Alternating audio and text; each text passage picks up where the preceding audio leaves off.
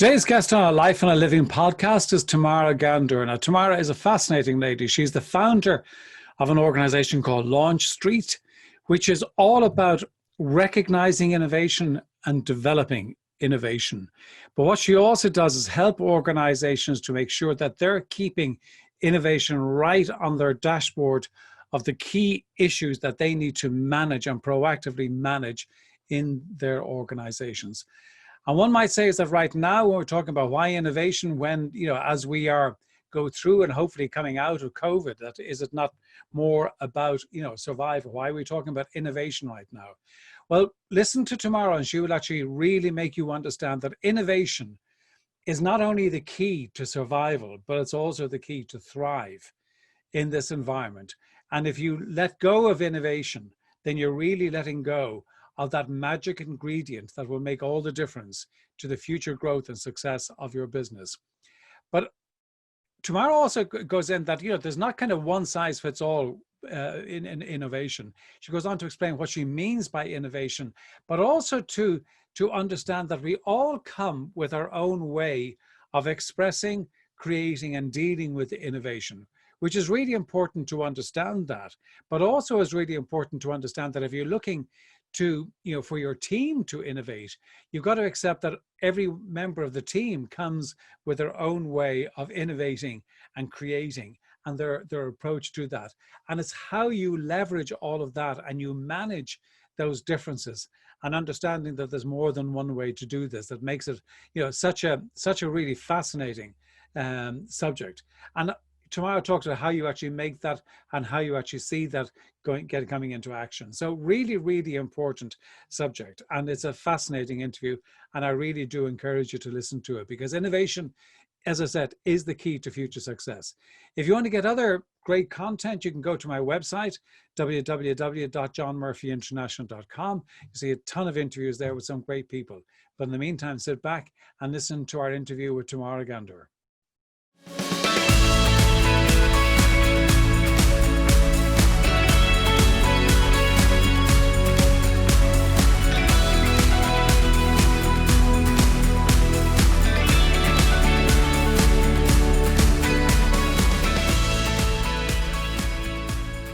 Tamara, thank you so much indeed for joining me all the way from Denver. It's a great pleasure to have you on the Winning Teams podcast today. Thank you so much for having me. As you and I were kind of talking about offline, I feel like this is the most important time to be talking about innovation. And as you can tell, I'm doing it from home because I can't go anywhere. As we all are, all are. And just as somebody said, I've just met my wife again. I said, yeah, and she seems quite nice, So, it turns out I have kids. I didn't even know. Who knew?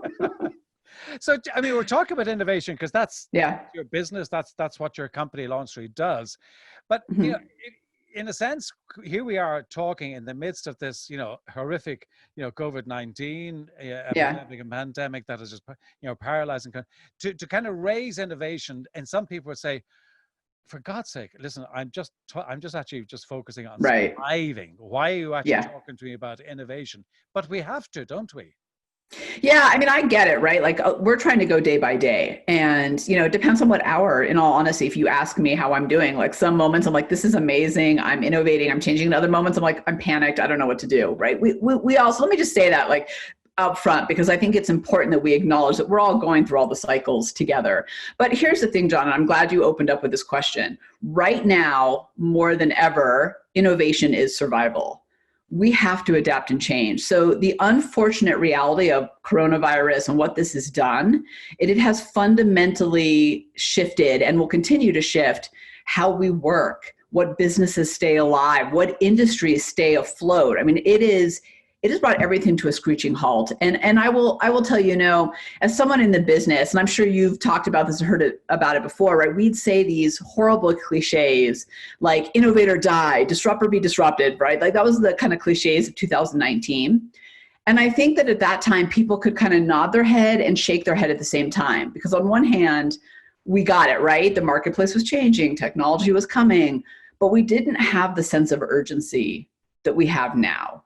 And when I look at what's going on for not just businesses, but how we work in our own relevancy, if we want to not just survive this, but be stronger on the back end, we've got to figure out how to adapt and change. That's just the reality that we're in. So hunker down for me is in some ways the worst thing you can do. This is the time when we're in the thick of it to really start thinking about how am I going to evolve to change with the times, because they're here, they've changed, it's happening. Yeah. And I think the other thing is that it's not going to go back the way it was. No.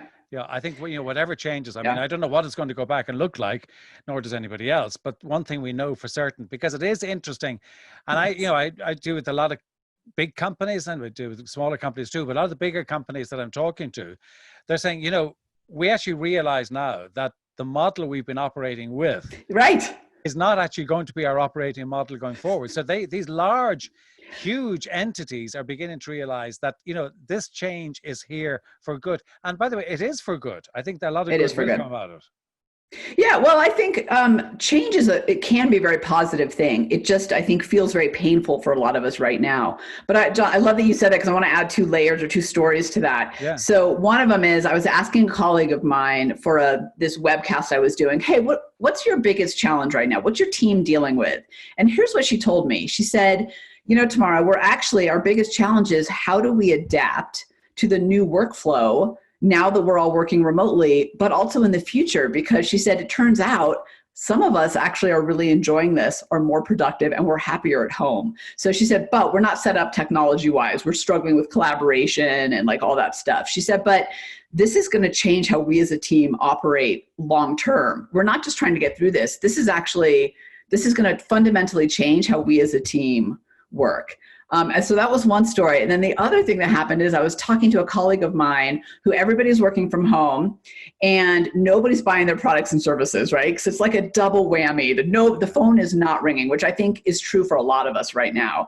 And he said to me, 2 things. He said, first of all, Tamara, I just realized I am wasting a lot of money on real estate. Turns out we don't need 3 floors. I bet if we were more flexible, we could figure out a model that works better and I could not be spending all this money. He's like, we were bloated and I didn't even know it. He said, on top of it, this has really forced me to think about how to deliver our services in a new way that's more meaningful. We're not going to go back to what we were doing before. So to your point, that change is here to stay. And I think it's up to us to figure out how we want to not just change with and ride the wave, but actually get ahead of it. Yeah. It's just to give you another example. I did, we published a podcast last week, great lady, Jackie Ferguson. It was all about diversity, right?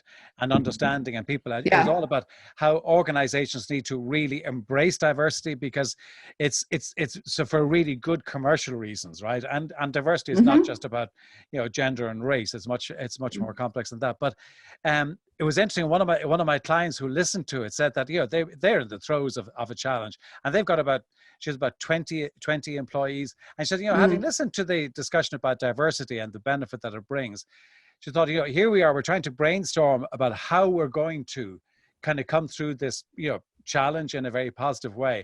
And she said, when she reflects upon it, of her 20 or so employees was actually very diverse when she thought about it. So that she hadn't intentionally done it, but so she said, instead of just brainstorming with the senior team, let's brainstorm with the entire team. So she said, she had kids who were only kind of 2 or 3 weeks in the place, but she was getting this diversity of thought. And she actually said the innovation she was getting from those people said really, really amazed her and surprised her positively.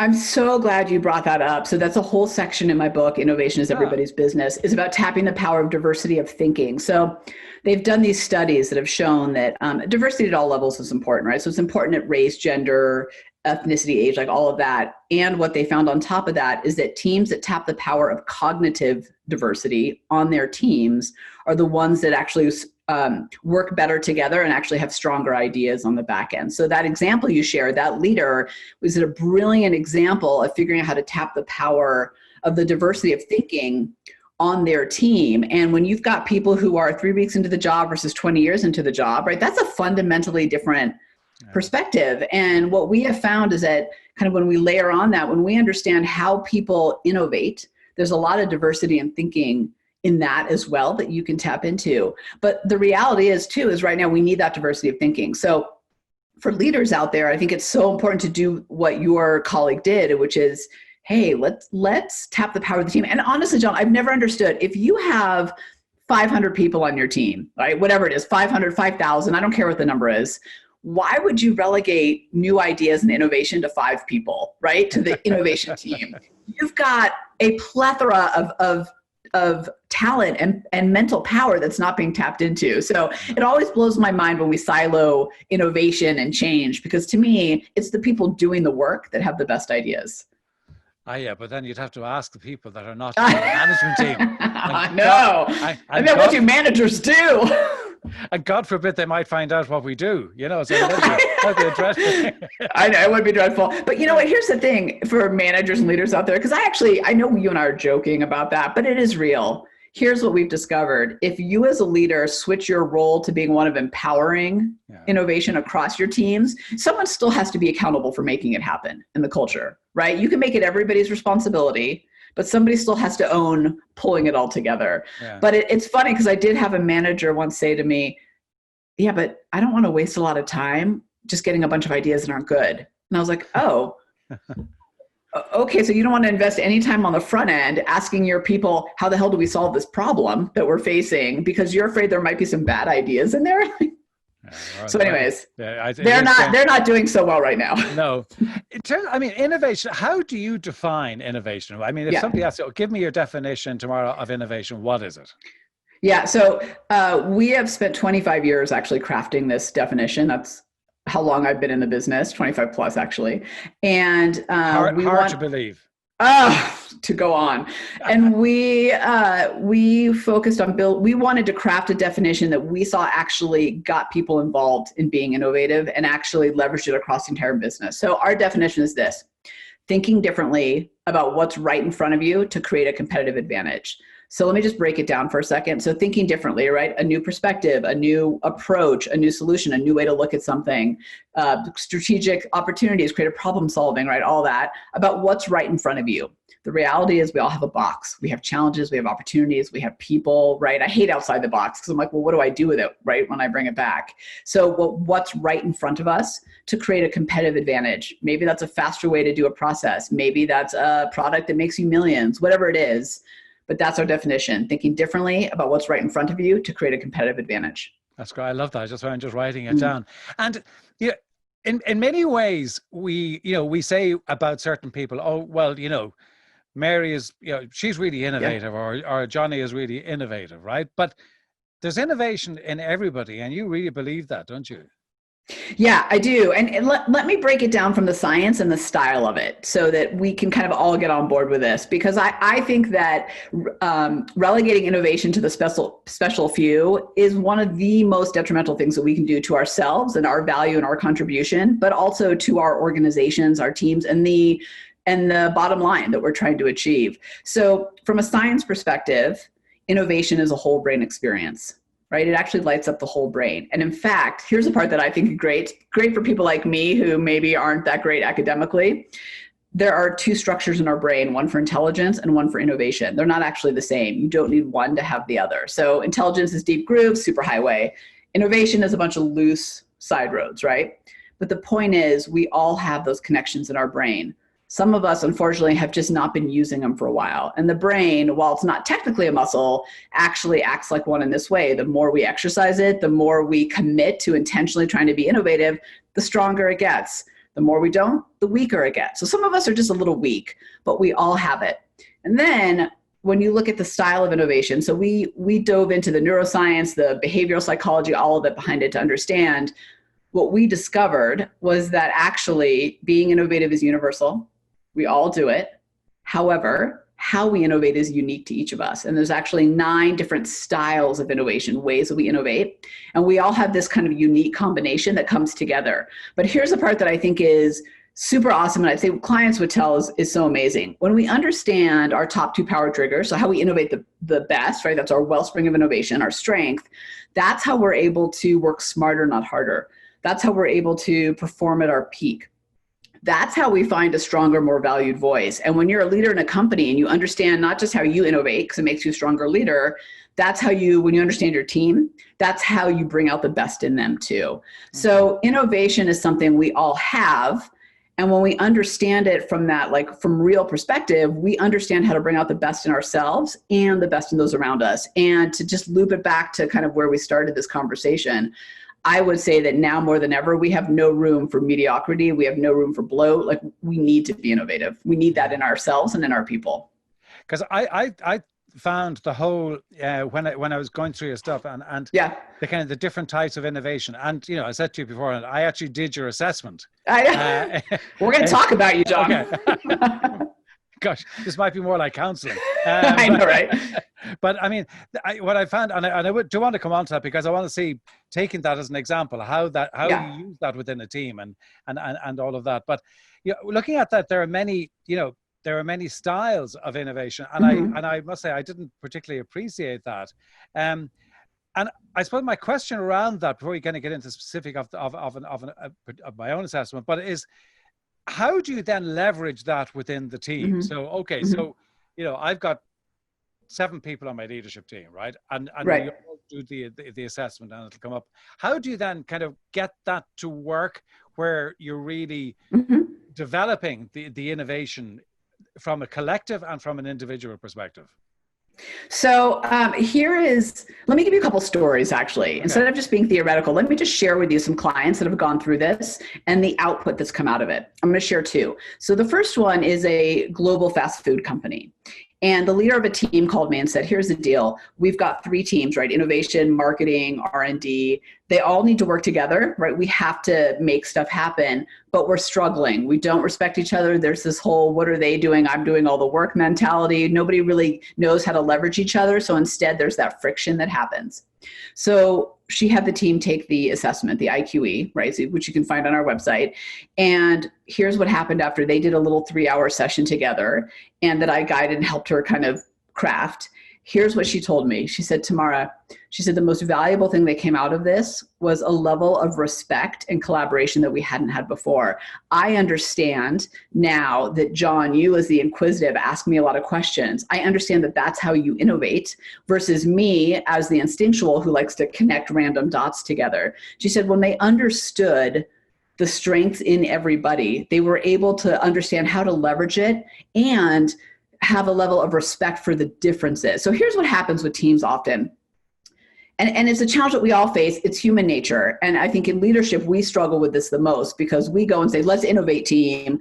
But we expect people to do it our way. And when they don't do it our way, we get frustrated. Well, why aren't they doing that? Why aren't they leaping? Like me as a risk taker, like I'm a risk taker experiential. Why aren't they just doing it, right? I'm all about action and motion.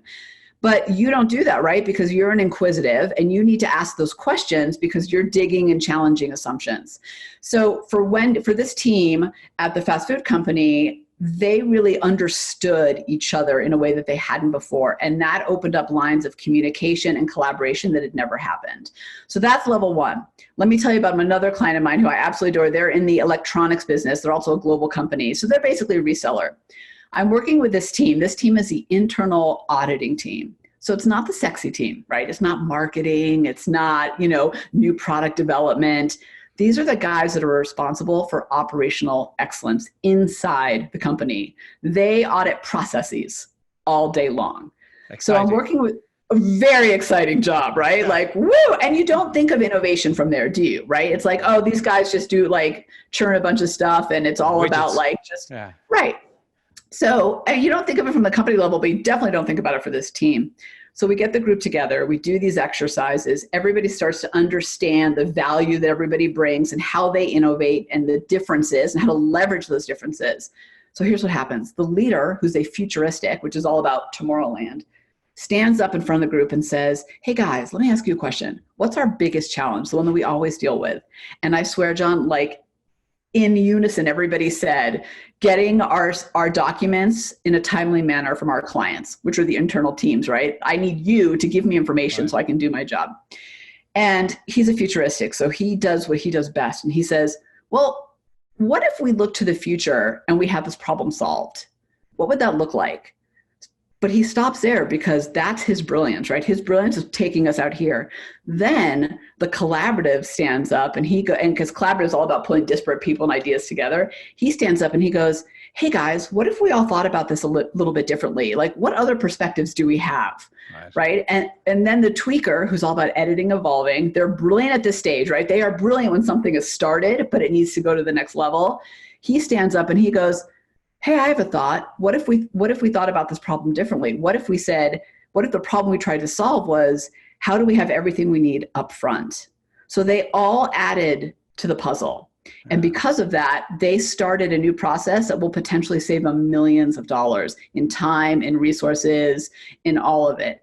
So to your thing about like, well, but what do I do with the fact that everybody's different? Well, when you understand that, you know how to use them, you know when to use them, and everybody knows when and how they provide the best value. So hopefully those two examples give you some. Yeah, no, they do, because it also, you're putting a bit of science and structure to something that I would say to teams when I'm working with senior teams. I'd say, okay, you've got a functional role that you represent when you come into this room. You also have got a role as a member of this team, so which is another hat, right? But you also have kind of the unofficial role, because, and you've put good language and science behind what I've been saying kind of more loosely, is that, there's somebody who is the challenger, there's somebody who's the connector, there's somebody who is, the team builder. So, so recognize which role do you play and understand it, and you're bringing kind of a science and an understanding to that. So now I get exactly how you can do it. Can I just ask you, and this just in regard to, as I think it should be useful for people to understand in terms of a profile. I completed this morning. I had absolutely no idea what was going to come out of it, for better or for worse. And by the way, I haven't read the full thing. I've just kind of read the highlights of it.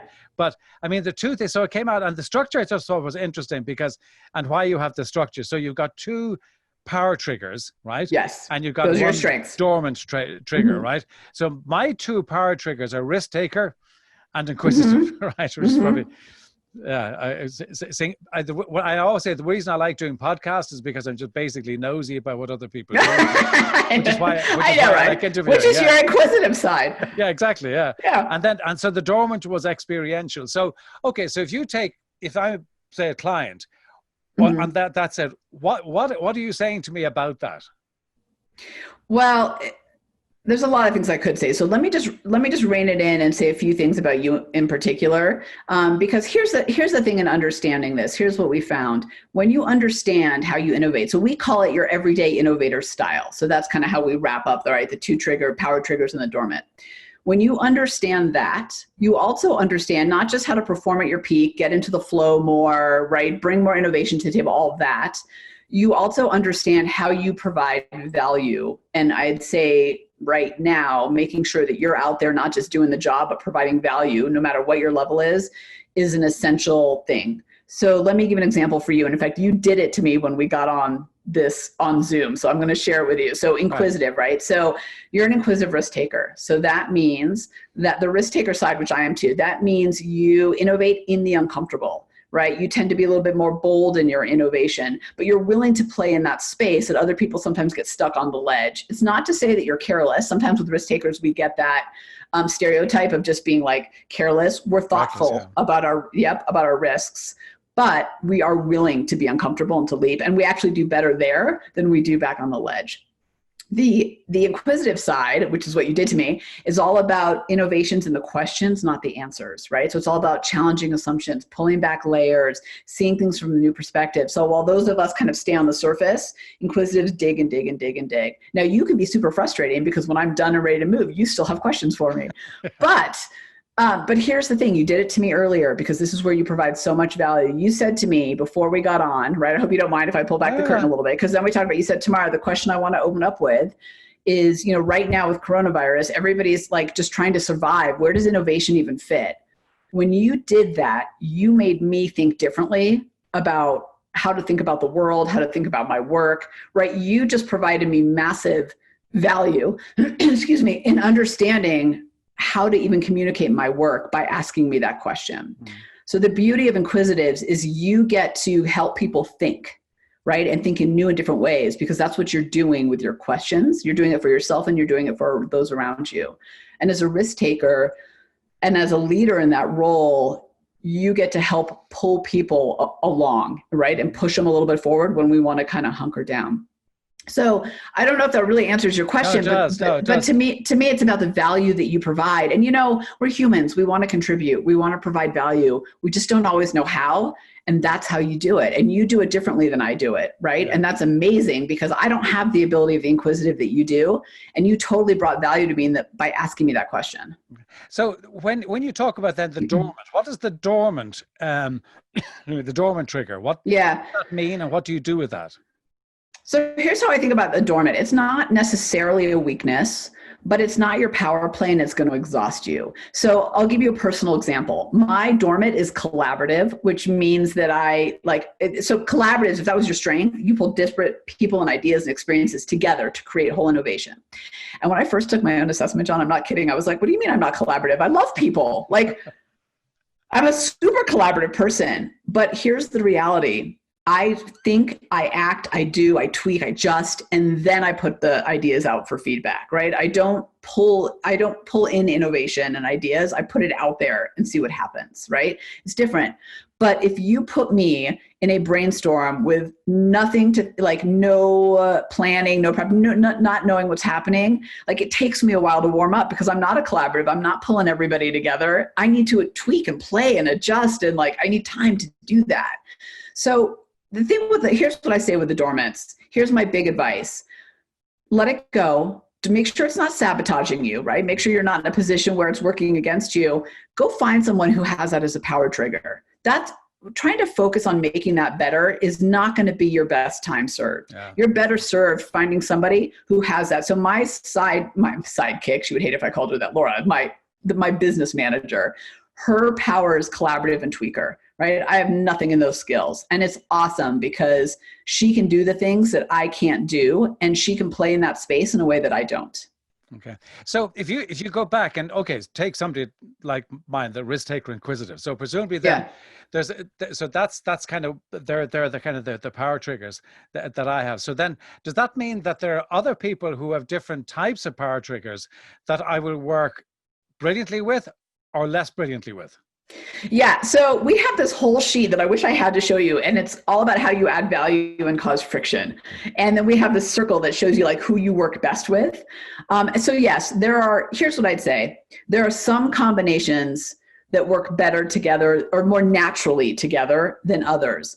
And there are some that cause a little bit more friction, particularly when you don't understand that about each other. So for me as the risk taker who wants to leap and go, the inquisitive can sometimes cause me problems because you still want to ask some more questions and I'm already mid-air, right? Yeah. So, but because I understand that, it doesn't cause friction anymore. So I would say that, yeah, there are some, but also the more important part of it is recognizing why that person's doing that and how it actually adds value. And if you can get to that level of respect, I think some of that friction tends to go away. But we're humans, right? We have days. Yeah, so absolutely. Some days I'm stop asking me questions. Yeah. So say for example, if I was setting up in a company, I want 4 people to go away and work on this particular project that is kind of really mission critical. It's a kind of want to work on something really new for the organization.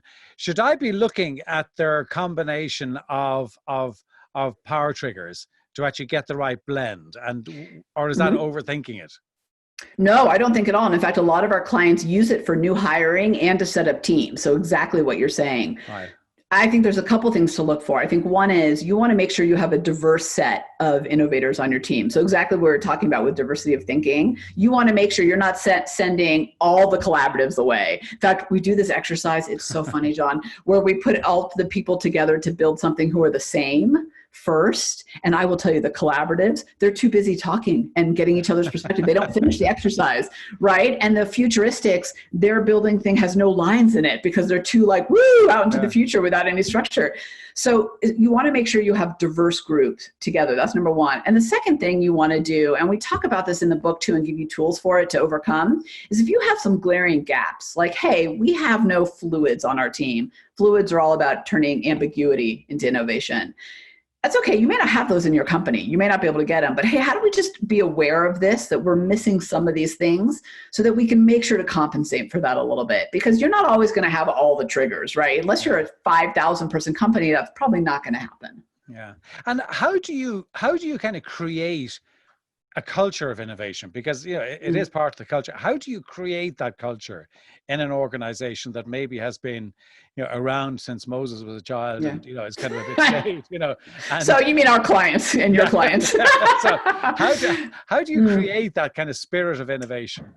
Yeah, well, here's what I'd say. This is what I've seen time and time again, and I get these phone calls. So I have a client who is in Schneider Electric. In fact, I reference them in the book because they're a great example of this. They do public energy packages, so they work with municipalities and governments. Right?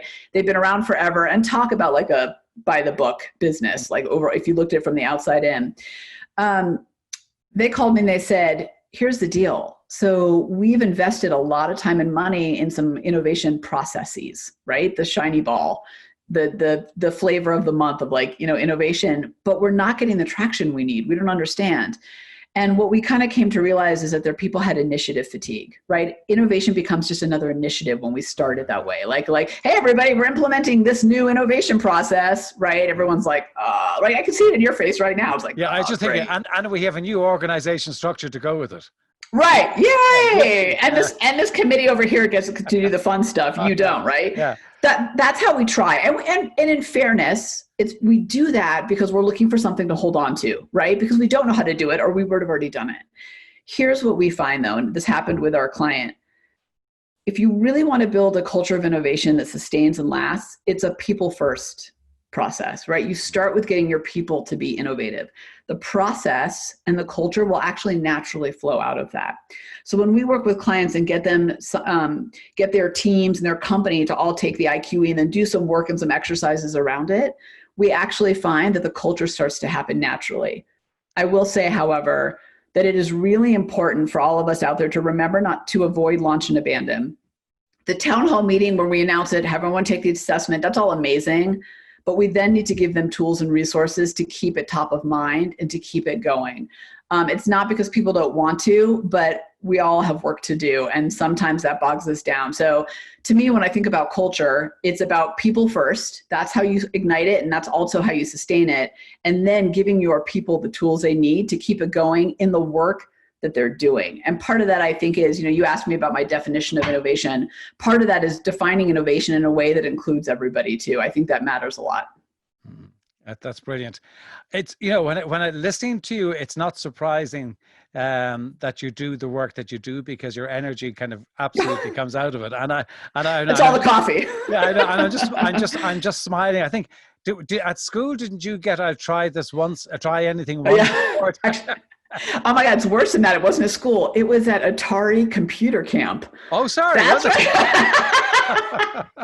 I'll try anything once. So I don't think I was the best coder. I don't think that was my claim to fame in Atari Computer Camp. But I got the I'll try anything once award, which is funny. It's funny that you mentioned that. It's actually true. I can't do it right now. Obviously, I'm doing it online, but I take a lot of classes. I just took a welding class to make this dragonfly thing. Like, I will take, and if there's an opportunity to learn something new, I will take it. And I don't know if you feel this way, but it's fun. But also I just think it engages your mind in new and different ways. And that translates into work too. So whatever you do, not innovation, like anything you do, I think just, your mind is pliable. So when you use it new and different ways, it creates new synapses and new wiring, and that all benefits you and everything else. And it's fun. I got to hold I don't even know what you call it, right? With a big light coming out of it. Well, you're definitely asking the wrong person when it comes to that, because certainly I will try anything once except DIY. I am absolutely incompetent in anything with DIY. Listen, you're not alone. This has been fantastic, and I love it. Before we tell people where they can kind of find you, also talk about your book, but 2 questions. A book that has had a significant impact upon you? Yeah. So I love that you asked this question. I love reading. So I just read one that I thought was really powerful, and it's actually not even new. It's called The Big Leap. It's by, is it Guy Hendricks? Maybe I have it over here. Yes. Yeah. Yeah. And I loved it. And I'll just kind of share a really quick story about it, because, it's all about finding your upper limit, right? That when we get to a place where we get a certain level of happiness, success, we actually self-sabotage, right? Because we believe that we can't possibly have more than that. And it's all subconscious, right? We're not doing it without realizing it. So I had a new business call. This was a couple weeks ago. And and thankful to have any new business coming in it, right, during all of this craziness. And the woman, so I'm talking to her, and then she's like, great, if you can just get me that information, like, that'd be awesome. And I was like, great. Like, it could not have been an easier new business call ever. And I didn't send out the information for 3 hours. And I was sitting at my desk. I was like, why haven't I sent this out yet? And then I realized, like, in my head, my trash was like, it can't be this easy. There's no way it's this easy. So I'm going to make it harder. Yeah. But I would have not have put those two things together had I not read that book. So, and I sent out the stuff immediately. I was like, what am I doing? Of course it's this easy, right? Yeah. So, and it's not to sugarcoat life and just be like, life is tra-la-la, but it's just to recognize those moments where you're self-sabotaging yourself because for whatever reason, right? We all have our reasons. And that book really made me realize that. I thought it was really powerful and a really easy read. Yeah, I kind of resonates with it because I found once or twice, that doesn't happen that often, but once or twice if I'm pitching to a client and they say yes very early, part of me is kind of going, are you sure? Right. Really? Let me talk you out of that. Which I was like, I mean, thankfully I've never actually said it, but it's been in my head. Yeah, right? I know. That's how we self-sabotage. Just shut up and keep going, Yeah. The second thing I'm fascinated about is people's daily rituals. I know you've got your Peloton in the back there. Yes, because I'm working from home. Yeah, exactly. Yeah, so rituals are really important for me. And I think especially through all this. So I had a week where I had 2 weeks actually where I had no rituals. So I'm not going to claim that I'm perfect at all this. But I found that getting back on track helps. So here's my ritual. I get up, I have a cup of coffee. I do watch the local news the minute I get up. I just like to see what's going on. Some people say you shouldn't. I like being connected. So I watch it for 10 minutes while I drink my coffee. Then I exercise, I get on my Peloton, and then I meditate, and then I get to work. But I think the thing with the ritual that's really, I think I was telling you this offline, that's really been great is, so I get up at 4:30 in the morning, right? So I get up early, and I'm not saying you have to get up early, but getting up and sweating and getting my workout in and my mind clear and meditating before the sun comes up makes me feel confident and powerful for the rest of the day. And the days I don't do it, I don't feel as much that way, even though, what's the difference? I rode a bike, I didn't ride a bike. I went to CrossFit, I didn't go to CrossFit. Like that's really the difference. But I don't know, there's something magical about that kind of exercise and meditation combination for the rest of the day. And it doesn't happen if I work out at noon. Like I could work out at noon, so have a good workout, but it doesn't have the same effect. No, I couldn't agree with you more. I feel exactly the same. And on the day that for whatever reason that I don't do it, I just don't feel right during that day. I just feel slightly off during that day. Yeah, and you're not mentally as clear. Like nothing works as well. Yeah, and it isn't to say, oh, well, I'll go for a cycle, I go for a bike run or a run or whatever it might be at noon. Not the same. Not the same. No, so, not the same. And I actually think that right now with everything so uncertain and stressful, I'm waking up at 2:00 in the morning too. Like we're all stressed, right? This ritual has become more important than ever before because I need it to just keep myself moving forward. Yeah, because I think it just, having it at the beginning, having it at the end bookends the day. Yeah. I think that's kind of sets you up. Do you do something at the end? I do. I don't do an awful lot at the end, but what I do is that I tend to journal at the end of the day. Now, I don't mean just before I go to bed, but I do it kind of when I'm closing up work. I tend to actually do a journal for the day just to kind of close it off. And that's my way of it's also kind of, I use kind of some questions that I ask about, what way has the day been? How have I been? Where could I? Of course, you use questions. You're an inquisitive. Yeah. So, play to type. Oh, but do you find that you sleep better if you do that? Then I might try that. That's a good one. Because to me, it just kind of closes it off, and it's kind of sorted. Done. It's sorted in my own head, and I'm not kind of thinking about it, right? Yeah. Interesting. I don't hold on to it. So that's for me. Listen, this be great. Where can people get in touch with you? Because I know they will want to. Yes. So the best thing to do is to go to our website. You can find the book there. You can find me there. Like everything we do is housed there. So that's gotolaunchstreet.com. One word. So GOTO launchstreet.com. And it'll all be in the show notes, so it'll be there. Yep, the assessment's there, everything's there. And I would highly recommend to anyone to do the assessment. It is interesting to do. So, Tamara, thank you so much. It's been a real pleasure having you on the show, and I'm really grateful to you for coming along. Well, thank you for having me. And like I said, I'm glad we had this conversation now. Great. Yeah.